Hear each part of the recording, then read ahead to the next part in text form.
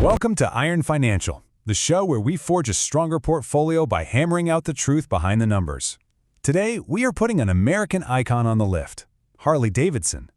Their latest earnings report is out, and it's a mess of contradictions. The headlines look one way, but the stock is telling a completely different story. We're here to tear this engine down piece by piece and figure out what's really going on. Let's get to it. Okay, so right out of the gate, this is the puzzle we have to solve. You look at the top line, Harley-Davidson brought in $496 million in revenue. Now, Wall Street was expecting something closer to $487 million, so they beat. On paper, that's a win, and you'd expect a little pop in the stock.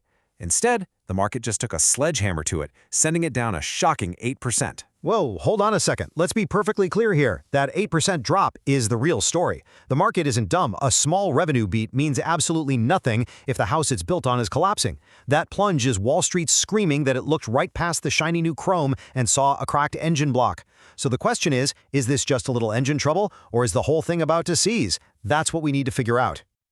Exactly. And to understand that reaction, you have to ignore the headline revenue number and start stress testing the foundation of the entire company. We're talking about the core business, the part that actually builds and sells the motorcycles, the Harley-Davidson Motor Company, or HDMC. This is where the rubber meets the road, so let's see if it's holding up. All right, let's start at the bottom line, earnings per share. For the fourth quarter, Harley-Davidson reported a diluted loss of $2.44 per share. Now keep in mind, analysts knew it was going to be a bad quarter. They were already forecasting a loss, but they were thinking it would be somewhere in the neighborhood of $1.01 to maybe $1.06. Back up. This isn't just a miss. This is a complete and utter crater. They were expected to lose about $1 a share, and they ended up losing almost 2.5 times that amount. That's not a small miscalculation. That's a sign that something is fundamentally broken inside the company. It tells you that even the most pessimistic people on Wall Street weren't nearly pessimistic enough. And this is the source of that massive earnings miss. In just the last 3 months of the year, the Harley-Davidson Motor Company segment, the part that makes bikes, posted an operating loss of $260 million. I'm going to say that again. $250 million lost in 1 quarter, just on motorcycles. You know, this is the number that should genuinely terrify an investor. Forget everything else for a moment. The entire purpose of your company, the reason you exist, is to build and sell motorcycles. And that specific part of your business is hemorrhaging over $250 million in 90 days. How is that a sustainable business? It's like owning a 5-star restaurant that loses money on every single plate of food it serves. It makes no sense. And this operational loss is happening alongside shrinking volume. When we look at the entire year, global motorcycle shipments were down a steep 16% compared to the year before. Shipments are a critical leading indicator. It's the number of bikes they're actually pushing out to their dealer network. A drop this big tells you they're slamming the brakes on production, because they know demand is falling off a cliff. Let's just call a spade here. That isn't some strategic realignment. It's a flashing red light of weakening demand for their main product. You can't spin that. You ship fewer bikes because you know you're going to sell fewer bikes, period. The global appetite for that classic Harley iron is shrinking, and fast. And this table really shows you how the problems compound on each other. Let's just walk down the line for the motor company. First, Q4 revenue, down 10% from last year, so less money is coming in the door. But here's the killer. Look at the gross margin. It completely collapsed. It went from an already bad negative 0.8% all the way down to a catastrophic negative 8.0%. This means for every dollar they made selling a bike, it cost them $1.08 just to build it. That pressure then flows down, making the operating loss 22% worse than it was a year ago. I mean, it's just a sea of red, but that gross margin line, that's the one that's just fundamentally broken. A negative gross margin is a sign of a business in crisis. You are literally losing money on the parts and labor for every single motorcycle that rolls off the assembly line. That's before you pay a single salesperson, run a single ad, or cut a check for the CEO's salary. This isn't just a crack in the foundation anymore. This is a sinkhole opening up right in the middle of the factory floor. And this bar chart puts the entire year into perspective. It's a stark visual. In 2024, the motorcycle business, HDMC, generated a healthy $278 million in operating profit. That's a solid, respectable number. But then look at 2025. That entire profit is gone. It completely evaporated and swung all the way to a $29 million operating loss for the full year. That's a negative swing of over $300 million in just 12 months. Yeah, this might be the most damning chart of all. It's a visual gut punch. It shows that the fourth quarter disaster wasn't some fluke, it was the ugly finale to a year-long decay. To go from making almost $300 million in profit to losing money in a single year, that points to a catastrophic failure of management, a collapse in demand, or a total loss of control over costs. Probably all three. The engine hasn't just sputtered, it is completely seized up. Okay, so amidst all of this darkness, if you're the CEO, you're looking for any glimmer of light, and they would point you right here. Retail sales, we're talking actual bikes sold to actual customers, in their core North American market were up 5% in the quarter. It suggests that on their home turf, the brand still has some power and there's still some demand, especially for their big touring bikes. A green shoot in the middle of a wasteland, maybe. My eyes see that little 5% gain, but they're immediately drawn to the next line. MEA, that's Europe, the Middle East, and Africa, where sales collapsed by 24%. Let that sink in. Sales fell by nearly a quarter in a huge critical market. That's not a soft patch. That is a full-blown rout. So sure, they might be holding on by their fingernails at home, but their entire international growth story looks like it's completely falling apart. So, you have to ask the question, if the core motorcycle business is under this much pressure, how is the company even staying afloat? The answer isn't in the factory. It's in the finance department. Specifically, their other big segment, Harley-Davidson Financial Services, or HDFS. Management pulled a major strategic lever here to unlock a ton of cash and shore up the company's foundation. Unlocking value, or is it a desperate patch-up job? To me, this looks like they're putting up financial scaffolding around a crumbling building. It might look stronger from a distance, but the question is, are they actually fixing the rot in the foundation, or are they just trying to hide it from public view? Let's dig into what they actually did. And this whole strategy hinges on a concept called a capital-light business model. It's pretty simple, actually. Historically, Harley's financial arm, HDFS, held all the loans for the bikes they sold on their own books. That ties up billions of dollars in capital and exposes them to a ton of risk if people stop making payments. The new model is all about getting that risk and the need for all that capital off their own balance sheet and onto someone else's. So here's how they did it, step by step. First, they brought in the big guns, partnering with private equity heavyweights KKR and PIMCO. Second, they sold a huge chunk of their existing loan portfolio directly to them. That accomplishes step 3. It immediately de-risks their own balance sheet. But here's the most critical part, step 4. This whole transaction made it possible for HDFS to pay a massive $1 billion special dividend up to the parent company Harley-Davidson Inc. It was a huge injection of cash right when they needed it most.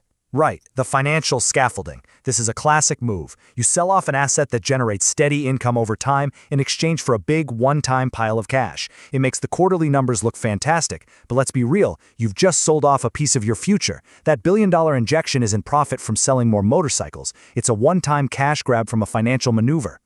Is this a real fix, or are they just kicking a very rusty can down a very bumpy road? And here you have the official company line, right from the CEO, Artie Starrs. He frames this deal as unlocking significant value and de-risking the business. And listen, from a pure corporate finance perspective, he's not wrong. Reducing balance sheet risk is generally seen as a smart move. Of course that's the spin. But is this unlocked value actually new value, or is it just an accounting trick? Did they create something from nothing, or did they just pull forward years of future earnings into the present day to plug the massive gushing hole left by the failing motorcycle business? You can only play these financial games for so long. Eventually, you have to get back to the basics, selling things people want to buy and doing it for a profit. Which brings us perfectly to the road ahead, because this is the part of the earnings report that really put the fear into the market. This is what truly explains that 8% stock collapse. The outlook, the guidance for 2026, is where the company has to stop talking about past successes and tell us what the future actually looks like. Exactly. This is where the pretty optimistic narrative from the press release slams headfirst into the cold, hard reality of the numbers. Guidance tells you what management really thinks is going to happen, not what they hope will happen. And in Harley's case, it's not a pretty picture at all. Okay, look at this table. This is their official guidance for the full year 2026. Focus on that top line, the Harley-Davidson Motor Company. For the entire upcoming year, they are projecting an operating income somewhere between a $40 million loss and a tiny $10 million profit. Stop right there. This is the kill shot. This is the whole story. After a year of what they call a reset, after all the tough decisions and strategic moves, the company is on the record telling investors that their core business of making and selling motorcycles might still lose money next year. Their absolute best-case scenario is a pathetic $10 million profit on billions in revenue. Their worst case is another $40 million burned. This is a public admission that the core business is not fixed and they have no clear path to profitability. And this slide just lays the contradiction bare. You've got the CEO's words on one side, talking about his confidence in the reset underway, but then you have the company's own numbers on the other side, forecasting another year where they could very well lose money selling motorcycles. The words and the numbers are in two different universes. The market saw right through this. It saw the disconnect, and it punished the stock severely for it. The emperor has no clothes, and his armor isn't just cracked, it's paper thin. All right, so let's put it all together. You've got a core business that's broken, and guidance for the future that's incredibly weak. So why would anyone own this stock? Well, let's look at the last piece of the puzzle, capital allocation. This is the heart of the bull argument, because despite all these problems, Harley is returning a ton of cash to its shareholders. First up is the dividend. Right now, the stock is paying a dividend that yields around 3.7%. For an investor who believes in a long-term turnaround, that's a pretty nice paycheck to collect while you wait. In this market, that's a solid return, assuming, of course, that they can continue to pay it.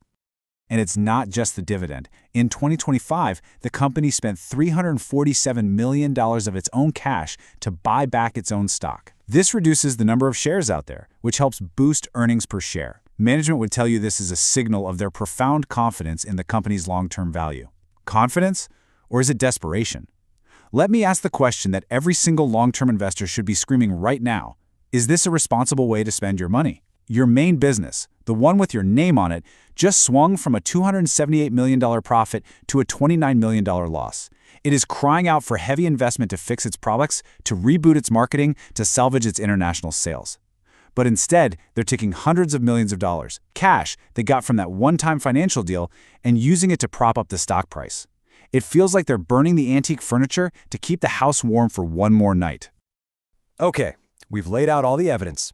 We've hammered on the cracks in the motor company's foundation. We've inspected the financial scaffolding from the HDS deal. We've looked at the rough road laid out by their guidance, and we've questioned their use of capital. It is time to weigh it all and forge the official iron verdict on Harley-Davidson stock. So, let's break it down one last time. The bull case, the thesis for buying, rests on a few simple points. They did beat revenue estimates. North American sales did show a little bit of growth. That HDFS deal absolutely injected cash and de-risked the balance sheet. And they are being very aggressive in returning capital to shareholders. That's the argument. But the bear case, the antithesis, is built on a much heavier, much more solid foundation of cold, hard facts. The core business, selling motorcycles, is losing money. It's fundamentally unprofitable right now. Their international business is in an absolute freefall. The company's own guidance for the next year is just abysmal. And that HDFS fix feels like a one-time magic trick that does nothing to solve the real-world operational decay. The bull case feels like it's built on wishes and hope. The bear case is built on the company's own financial statements. And that leads us to the iron verdict. The Q4 revenue beat is a complete distraction. It's noise designed to pull your attention away from the severe underlying structural problems. This company is using sophisticated financial engineering to patch a badly cracked foundation. They're using a one-time cash infusion to mask the fact that the core engine of the company is sputtering, losing money, and losing ground globally. When you combine the collapsing profitability with the stunningly weak guidance for 2026, the picture is undeniable. This is not a solid foundation to build an investment on. Harley-Davidson looks like a classic value trap. And that leaves every investor with one final, critical question.